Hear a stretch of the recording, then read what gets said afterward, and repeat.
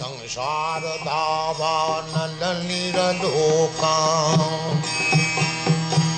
Tadaya Kaduna Kanaganatyam Prapta Sakalana Gunanavasha. Beginning the art service. Soon, so many guests were attending the programs that the devotees needed a larger temple. Brahmananda asked the congregation members and guests to help raise funds. Knowing that I was an art student who was currently studying art at City College, he asked me to design a poster for the appeal. He gave me a paper with the text and left the design up to me. So, using all my creative ability, I used my colored pencils and drew bright, multicolored, kaleidoscopic, psychedelic squiggles all over the poster. Brahmananda thanked me politely, but did not display the poster in the temple. 2 days later, a godbrother named Ranchura approached me and said nonchalantly, "The Swami wants to know what your talents are. He said to ask you."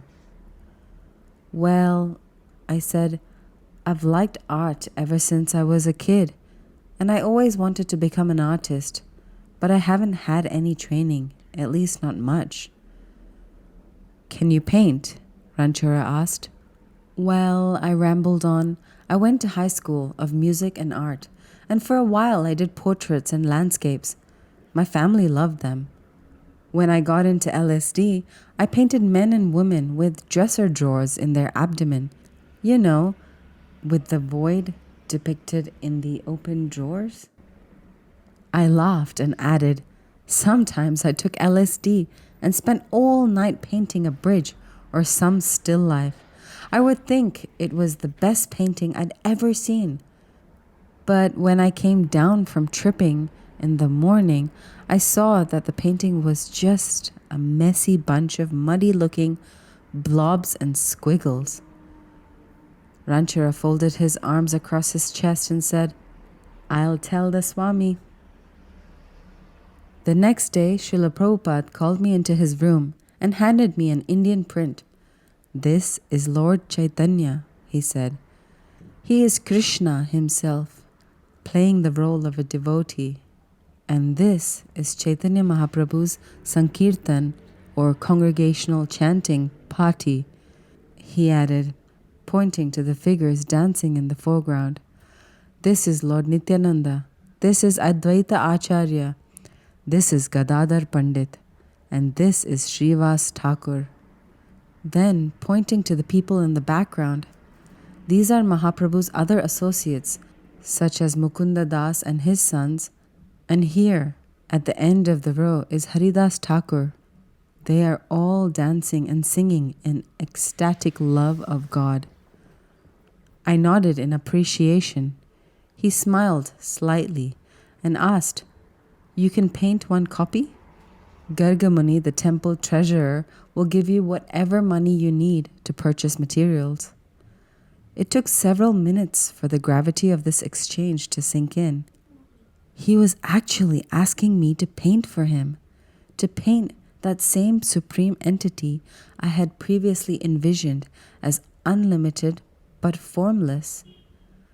I recalled his recent Bhagavad Gita class, in which he had gestured to an Indian print on the wall. It should not be taken that he is not God, that he is only a picture, he'd explained. Then that the picture of Krishna, when authorized, is also Krishna, and that the sound of Krishna's name is also Krishna. Krishna is appearing as a picture or sound just to give us the facility to understand and approach him. I was thrilled to think of how, by Guru's mercy, I might become a conduit explaining his message through art of all things. There is a statement in Srimad Bhagavatam, Guru Maharaj told me. In this age of quarrel and hypocrisy, this age of Kali, fortunate people, Those who are endowed with sufficient brain substance will worship the Lord in his golden feature as Chaitanya Mahaprabhu, who, accompanied by his associates, is always chanting Hare Krishna and dancing in ecstasy. His divine grace indicated that in an advanced stage, I could become one of those associates. At my present stage, I could at least serve one of his associates through my artistic ability, slight though it was. I was so invigorated by the assignment that as I was purchasing materials in an 8th Street art store, I considered quitting college. I now looked at my college classes as part of my attachment to the world and felt less need to hold on to that attachment. I reasoned that, giving up college, I could be free to serve my Guru Maharaj all day, every day. Still, although I thought myself a radical, dropping out of school might be going too far. After all, if I would abandon the opportunity of a college education, what might that mean for the future? Would I end up with no financial security? Living on the fringes of society was fine for now as a 19-year-old, but in the future, would I be unable to sustain myself? Would I be an outcast without a university degree? After breakfast the next morning, I covered a corner of the temple room floor with a newspaper. Other devotees were also there throughout the day, collating back to Godhead magazines, singing devotional songs, chanting japa, greeting guests, and discussing Krishna consciousness with them, and taking prasadam. I now joined them all, surrounded by my paints, palette, brushes, and a bottle of turpentine. I began a routine of painting for several hours a day.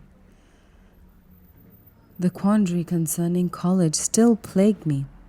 One day I brought up the subject with my mother. She didn't want me even visiting the temple, what to speak of quitting college.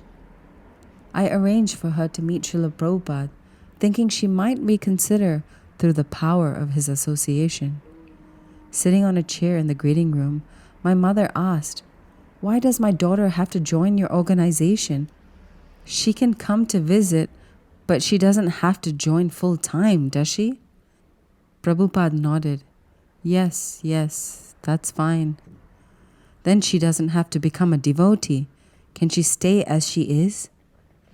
Yes, he said, shaking his head in that distinct Indian way. And she doesn't have to give up school. She can study at school and also come here.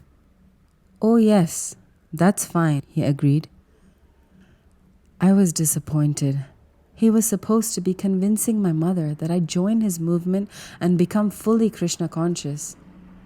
I finally realized that he wasn't going to make this decision for me, at least externally.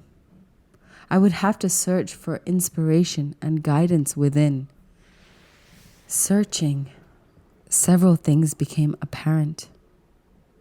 Studying at college would give me so much homework that I would not have any time to serve my Guru Maharaj's mission. As for my future financial security, that answer was also clear. Was Krishna not managing to feed even the big elephants in the jungle? If I would simply serve him and his pure devotee, surely I would be taken care of. I decided that I would rather be seen as respectable within the society of transcendentalists than within the mainstream. When I told this to Prabhupada later that day, he smiled as though he knew all along what I was going to decide.